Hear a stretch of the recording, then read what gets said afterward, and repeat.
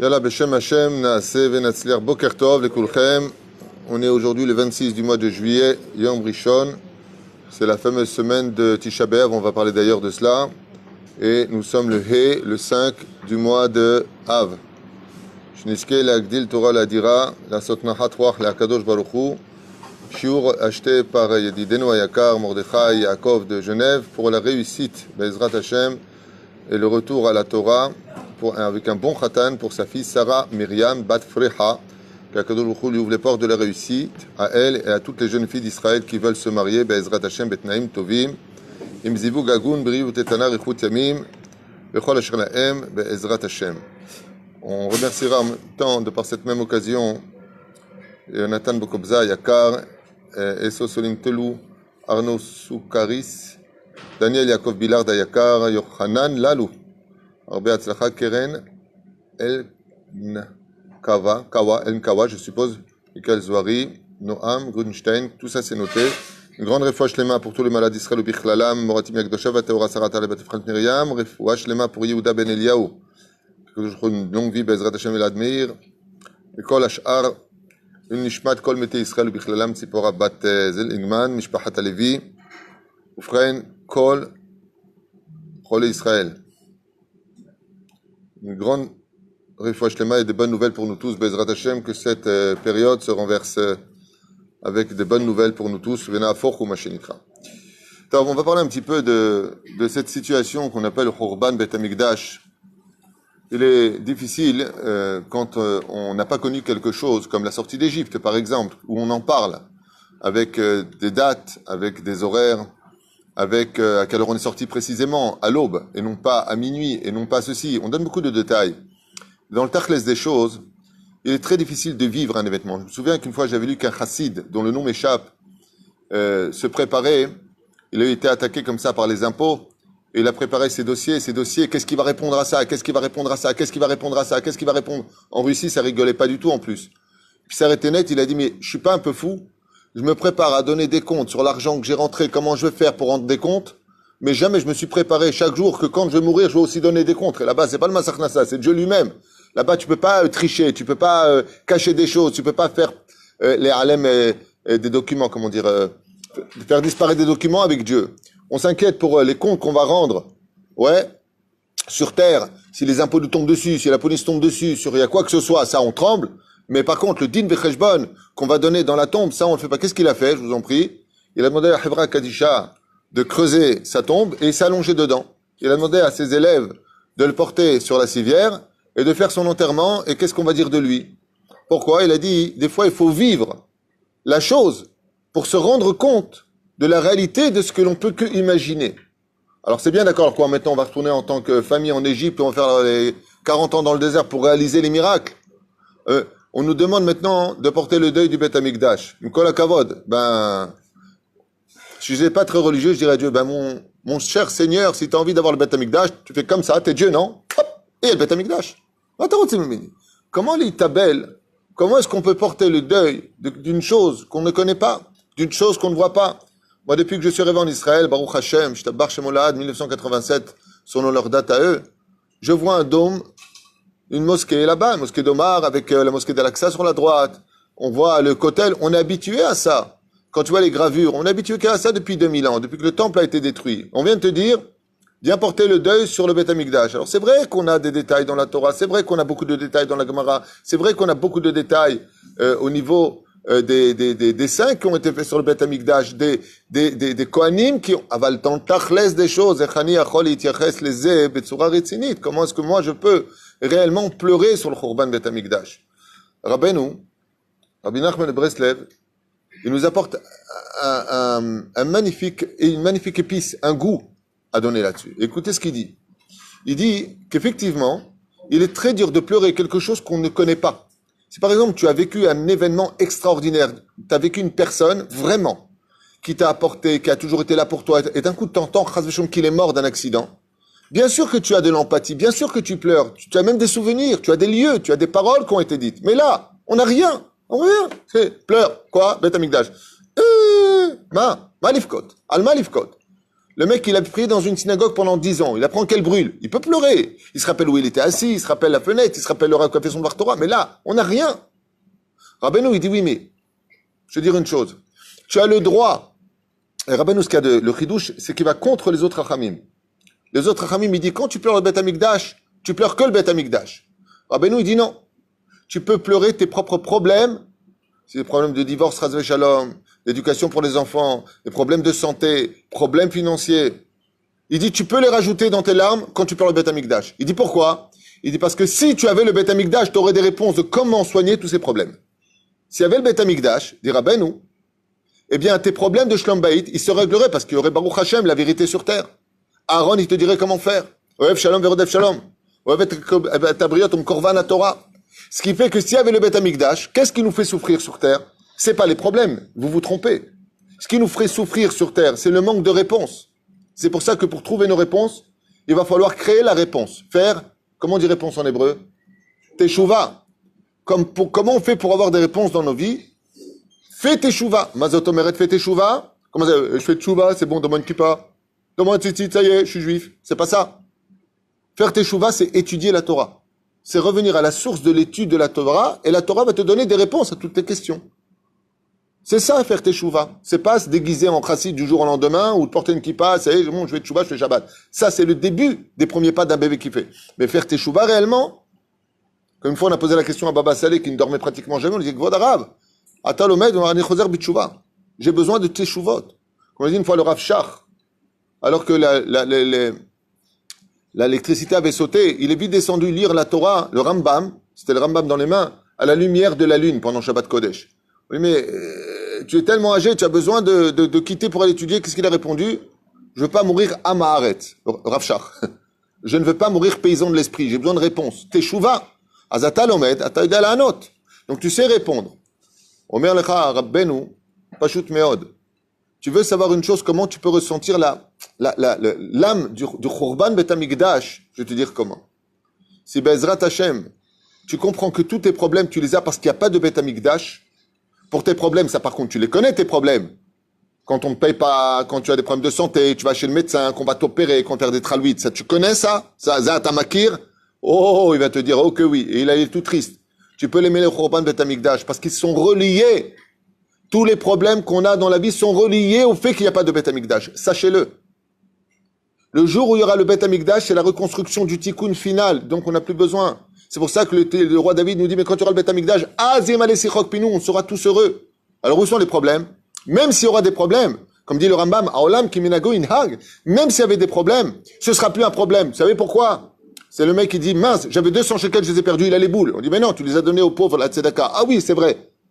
Il retrouve le sourire. Il dit, je comprends pas, les 200 shekels, tu les as toujours pas. Pourquoi maintenant tu retrouves le sourire? Parce que j'ai eu ma réponse au manque à gagner. Maintenant que j'ai ma réponse, je ne souffre plus. Le Beth Amikdash, qu'est-ce qu'il apporte? La vérité dans le monde. Le ciel et la terre seront remplis de la connaissance de Dieu. Mazotomeret rempli de la connaissance de Dieu. On aura tous des réponses. Donc, on n'a plus besoin de souffrir. Parce qu'on sait pourquoi on en est là. Et on pourra vite réparer les choses. La reine, le Khurban Beth Amikdash, oui, est en rapport avec nos souffrances de tous les jours. Et quand on s'assoit au sol pour faire le Tikkun Chatzot, comme tout à l'heure, on fait Tikkun Rachel, après, aujourd'hui, pendant cette période, ouais, ben si t'arrives pas à pleurer le Khurban Beth Amikdash, t'arrives à pleurer pour tes problèmes de banque, Shlom Bayit, tes enfants, la santé, les problèmes de sécurité, les problèmes, ça t'arrive à pleurer ça? Oh que oui. Oui, alors assieds-toi sur ça. Et rajoute avec ça le Khurban Beth Amikdash, Ribono Shel Olam, donne-le-nous. Comme un enfant qui dit à son père, donne-moi la clé qui ouvre la porte de tous mes problèmes. C'est une façon, on va dire, assez philosophique, mais surtout pédagogique, d'arriver à avoir de l'empathie pour une période aussi délicate que la nôtre. Seulement on raconte un machal Madavardomé. Un jour, un couple s'est marié, Baruch Hashem, ils ont fait une très belle fête. Et puis, après un certain temps, malheureusement, ils ont dû se séparer. Ils ont dû se séparer parce qu'ils n'arrivaient pas à avoir d'enfants. Mais il y a eu un S. Bassof, ils ont eu un enfant. Baruch Hashem. La femme est enfin tombée enceinte. Malheureusement, les Tsarenu Arav, au bout de quelques mois du Hirayon, les chirurgiens ont prévenu la femme en lui disant « Madame, il y a un problème avec la grossesse que vous avez. » Il dit « Qu'est-ce qu'il y a ?» Il dit, le petit que vous avez dans le ventre, il fait beaucoup de problèmes. Elle lui a dit, mais c'est un bébé en construction. Il dit, oui, mais déjà en construction, il fait un peu de problèmes. Et où vous voulez en venir? Et là, c'est très simple. Ce sera ou vous, lo ale nouvelo alechem, ou le bébé. Vous ne pourrez pas vivre tous les deux. C'est où lui, il vit, mais vous donnerez votre vie le jour de sa naissance, lo alenu. Ou alors, on le tue maintenant, et vous vivrez avec votre mari tranquille. Elle a dit non, non, non, non, non. Non, non, non. Ce soit très clair. Moi, toute ma vie, en tant que femme, toute ma vie, j'ai attendu d'avoir un enfant. Je sais qu'après la mort, il y a une vie. La mort, ce n'est rien d'autre que de quitter la matière. Mais je veux voir mon fils grandir. Alors elle dit à son mari, écoute bien. L'enfant naîtra. Je veux le mettre au monde. Juste, je te demande une chose. Le jour de ma askara, le jour où viendra la date de ma mort, amène et promets-moi mon fils sur ma tombe qui prie pour moi. Qui n'oublie jamais que j'ai donné ma vie pour lui. Les 9 mois arrivent. C'est un peu triste comme histoire, mais on est dans une période triste. Un bel enfant est né magnifique, avec une fossette sur le côté, mamache, un sourire tunisien, une bombe. Seulement, de l'autre côté, on voit sur l'écran, met. La femme est morte. La maman est décédée. L'enfant grandit. Le père essaie de l'éduquer tant bien que mal. Il est très difficile. Il est chauvave. Il est sympathique. Le père l'aime plus que tout au monde. Et voilà que quand maintenant il l'emmène sur la tombe, il a 4 ans, il a 5 ans, il a 6 ans, il a 10 ans. Et à l'âge de la révolte, 16, 17 ans, l'enfant il commence à dire ça va, ça commence à me gonfler tes histoires. Moi j'ai jamais connu ma mère. Et là le père il se met en colère. Il lui dit mais ta mère, elle a donné sa vie pour qu'aujourd'hui tu aies 16 ans. Il est quand même parti. Et à l'âge de 20 ans, le fils n'a plus aucune empathie pour sa mère. Et il dit à son père, mais papa, tu veux que je pleure quelqu'un que j'ai jamais connu? Alors le père, il a attrapé par le col son fils, il lui a dit, écoute bien ce que je vais te dire.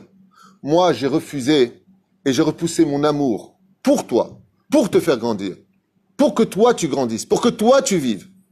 Alors que tu ressens ou pas de l'empathie pour ta mère, je vais dire une bonne chose. Je te demande d'y aller, non pas parce que tu ressens les choses, parce que c'est un devoir pour toi de ne jamais oublier qui a donné sa vie. Qui est ce mari dont on parle, c'est Akadosh Baruch Hu. Qui est la mère dont on parle, c'est le Beth Amikdash.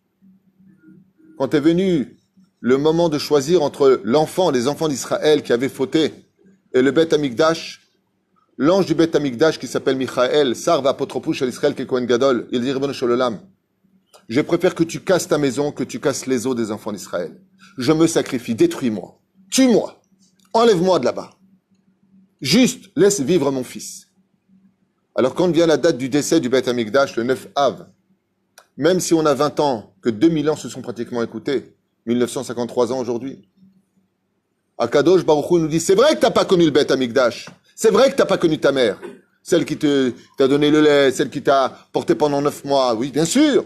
Vous avez compris qu'à un moment ils sont séparés, c'est les deux Beth Amikdash, au niveau de l'image. Mais est-ce qu'un enfant, il peut ignorer la connaissance de sa mère si elle l'a mis au monde, même s'il l'a jamais connu? Le Beth Amikdash, Rabota, il n'a pas été détruit parce que le Beth Amikdash méritait d'être détruit. Mais c'est parce qu'Akadosh Baruch Hu, au lieu de frapper son fils, il a frappé la pierre. La mère, elle a dit, c'est comme un père, il a voulu frapper son fils parce qu'il le méritait grandement. Et la mère, elle s'est jetée sur le fils pour prendre les coups à la place de son fils. Ainsi, il dit le Beth Amikdash, il dit, moi, j'ai jamais fauté en tant que pierre. Jamais. C'est comme ça, les portes, Nikinor, sont là, porte, nickel. La menorah, elle n'a pas bougé une oreille. La parochette, elle n'a pas fait un seul faux pas. Il dit, moi, j'ai tout accepté sur mon dos, j'ai été détruite et humiliée.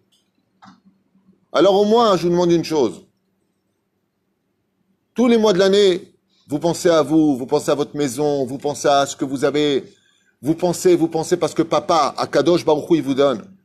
Mais quand vient l'anniversaire de mon décès, quand vient l'anniversaire de ma destruction, tu peux venir sur ma tombe, tu peux te rappeler de moi, il dit. La mère, elle dit, tu peux te rappeler que c'est moi qui t'ai donné la vie, que si j'avais refusé que les pierres soient détruites, c'est toi qui ne serais plus de ce monde. Ça, tu peux le comprendre en 2020? Et ainsi donc, on voit, on n'a pas spécialement besoin d'avoir connu quelqu'un pour porter le deuil, si on est conscient que celui qui a donné sa vie, il l'a fait pour nous. Quand on porte le deuil de la Shoah, est-ce qu'on a connu, nous, à notre âge, des camps de concentration? Est-ce qu'on a connu nos arrière-grands-parents ou nos grands-parents, comme mon père qui a été emmené aussi dans un camion et qui a eu le temps de se sauver en Tunisie? Mais nous, est-ce qu'on l'a connu ça? On ne l'a pas connu. Et pourtant, il y a une journée entière qui est vouée à la Shoah. Pour les derniers rescapés qui ont déjà 90 ans passés. Mais pourquoi, dans ce cas-là, tout le pays se sent concerné? Pourquoi il y a des sirènes? Pourquoi on fait un minacle de se tenir debout dans ce pays? Pourquoi? Parce qu'on sait qu'aujourd'hui, si on est arrivé là où on est arrivé, et qu'on a le pays d'Eretz Israël, c'est parce qu'il y a des gens qui ont donné leur vie. Il y a Yom HaZikaron, mais aussi le Yom qui rappelle les soldats d'Israël. Nos enfants qui ont donné leur vie pour qu'aujourd'hui on puisse vivre dans ce pays, qui se sont battus pour nous. Pourquoi est-ce que tout le pays est mobilisé? Est-ce qu'on les a connus personnellement, ces jeunes soldats qui sont comme nos fils, mais qu'on n'a pas connus? Parce que quand on revient en Eretz Israël, quand on pose ses pieds sur cette terre, quand on est ici présent, c'est grâce à des gens qui ont porté les treillis de l'armée d'Israël et qui ont donné leur vie si jeunes, sans être mariés, sans même avoir eu des enfants pour nous. Bien sûr qu'on leur doit, et pourtant on ne les a pas connus. On ne les connaît pas, ces jeunes enfants qui sont enterrés au Har Herzl, morts à 19 ans, 20 ans, 21 ans, 22 ans, explosés, balles dans la tête, balles dans le thorax. Pourquoi? Pour que nous, aujourd'hui, on puisse marcher dans la ville d'Ashdod, Jérusalem, Haïfa, Akko, Bechol Makom, du nord au sud, de l'est à l'ouest. Bien sûr qu'on leur doit un jour de respect, un jour de souvenir, et pourtant, on ne les a pas connus. Mais quand tu marches aujourd'hui sur cette terre, est-ce que tu serais capable de te rappeler qu'il y a des gens qui sont morts pour que toi, tu puisses avoir ta maison ici? Et pourtant, on ne l'a pas connu. Ainsi, il dit à Kadosh Baruch Hu, c'est vrai que vous n'êtes pas sorti du pays d'Égypte vous-même aujourd'hui. C'est vrai, mais aujourd'hui, si tu es libre, c'est parce qu'il y en a qui sont sortis d'Égypte. Et si on arrive à un état de ne pas avoir d'empathie, voire de gratitude pour ce que l'on peut vivre aujourd'hui à la veille de la reconstruction du troisième temple, c'est qu'on est descendu vraiment très bas pour ne pas porter le deuil du Beth Amikdash, même en 2020, même si on ne l'a pas connu. Parce que ta mère, si tu ne l'as pas connue, n'oublie jamais un détail, elle a donné sa vie pour que toi, tu continues à être un peuple, que tu traverses l'histoire, à un tel point que le roi David, le roi Kocho, a écrit dans le 137e Tehillim, 136e, je ne me rappelle plus. Im eshkacher Yerushalayim. Si je t'oublie Jérusalem, Tishkach Yemini, oublie mon bras droit. Titbak leshoni lechiki, que ma langue se colle au palais. Pourquoi? Parce qu'aujourd'hui, si tu es capable de parler en tant que juif, c'est parce que tu as eu le Beth Amikdash qui a accepté sa mort pour que toi, tu continues à vivre. Ça veut dire que toute la force de la parole de chaque juif aujourd'hui qui existe, c'est parce que le Beth Amikdash s'est sacrifié pour nous. Et ça, tu n'as pas besoin de le connaître. Tu as juste besoin de t'en rappeler et de le savoir tous les jours de ta vie. Surtout quand vient le jour anniversaire du décès, Tisha B'Av, le Péroucha d'Avar. La gratitude, le souvenir et la joie que nous avons, nous ne pouvons le vivre que quand on est conscient de savoir qui a donné sa vie pour toi, qui a fait les choses pour toi, qui a été capable d'accepter de ne plus exister pour te donner toute l'ampleur à ton existence. Mais de l'autre côté, souviens-toi. Alors les gens qui sont Yerei Shamaim, les gens qui ont de la gratitude, qu'est-ce qu'ils font? Ils font un télim tous les jours pour leur maman qui est morte. Ça s'appelle Tikkun Chatzot. Eux, ils n'attendent pas Tisha B'Av. Chaque jour de leur vie, chaque jour, ils s'assoient au sol à minuit. Shaot Zmaniot, minuit selon le coucher et le lever du soleil, pas minuit avec la montre. Et ils s'assoient à terre et ils pleurent pendant 20 minutes leur maman. En lui disant, maman, toi aussi tu as la résurrection des morts, toi aussi tu peux revenir. Et la mère, elle crie dans le ciel, je veux bien revenir à la vie, mais vous oubliez un détail. Je ne reviendrai que le jour où vous me pleurerez et me demanderez de toute votre âme de revenir. Alors je reviendrai. Mais il y a un moment où tous les enfants sont réunis. Et cette période-là s'appelle comment? Ben Hametzarim. Ve'isigucha. Et le jour de Hotza et le jour de Khurban Bet Amikdash, on voit dans le monde entier. Aujourd'hui, on ne peut pas parce qu'il n'y a pas d'avions qui viennent et qui sortent réellement. Mais tout l'esplanade du Bet Amikdash, du Kotel, est pleine. Et une Birkat Kohanim comme jamais on l'entend. Et les gens pleurent sous le soleil. Pourquoi? Parce qu'ils viennent sur l'endroit de la vie qui est devenu la tombe de notre histoire. Le Kotel Amaravi, le mur des lamentations. On se lamente de la perte de maman. Et l'extraordinaire de l'histoire du peuple juif, c'est que quand on n'a pas connu une mère, c'est une fatalité, bon, on l'a pas connue. Mais chez nous, les juifs, le désespoir n'existe pas. Parce qu'on sait que la maman peut ressusciter, si tu es capable de lui donner vie, par tes larmes dans lesquelles elle t'a porté pendant 9 mois dans son ventre. Ces larmes qu'on appelle l'eau amniotique, dans lesquelles tu baignais, si tu es capable de les sortir de tes yeux pour la refaire naître, elle aussi peut renaître de ses cendres et recréer la famille idéale, Dieu, le Beth Amikdash et les enfants d'Israël. Et pour cela, il faut être capable, nous aussi, de verser quelques larmes en le disant, Ima, c'est vrai qu'on t'a pas connu. C'est pour ça, d'ailleurs, quelqu'un m'a posé la question, j'ai répondu cela. Il m'a dit, pourquoi Rachel Mevakal Banea? Pourquoi on appelle la Shechina Rachel? Rachel, c'était la femme de Yaakov, la Karat Bait. Réponse Pashut Meod. Parce que Rachel, c'était la mère du peuple d'Israël principal. De là, vous avez l'allusion sur le Beth Amikdash qui est comme une maman pour les enfants d'Israël. Qu'est-ce qu'a fait une maman quand son fils il se salit? Elle le nettoie. Les korbanot, les encens, les kétoret, le Kohen Gadol qui est là pour chacun de nous. Tu as une maladie, il te dit voilà, va t'enfermer tant de jours. Voilà comment tu dois faire les choses. J'ai fait de la chômage, qu'est-ce que je dois faire? Voilà comment tu apportes le korban. Chaque tikkun était prescrit. Tu regardais les habits du Kohen Gadol, tu te soignais d'Avodazara, de l'orgueil, de l'inceste. Chaque vêtement avait une signification. Comme une maman qui s'occupe de son fils à veiller à ce qu'il grandisse bien, qu'il ait une bonne réputation, qu'il ait un bon nom. Ainsi, chaque génération, nous perdons l'occasion d'avoir une maman pour nous rééduquer et nous apprendre à devenir un peuple droit aux yeux d'Hachem et de tout homme. Le Pérouch Adavar, la reine, combien on a de raisons aujourd'hui, même si on n'a pas connu le Beth Amikdash, de l'itabel al-Khurban Beth Amikdash. Niske Bezrat Hashem biminyan ade'ad bimhera beyamenu amen, et de retenir toute notre vie que le Beth Amikdash n'est plus aujourd'hui uniquement pour que nous puissions exister. Shavua Tov.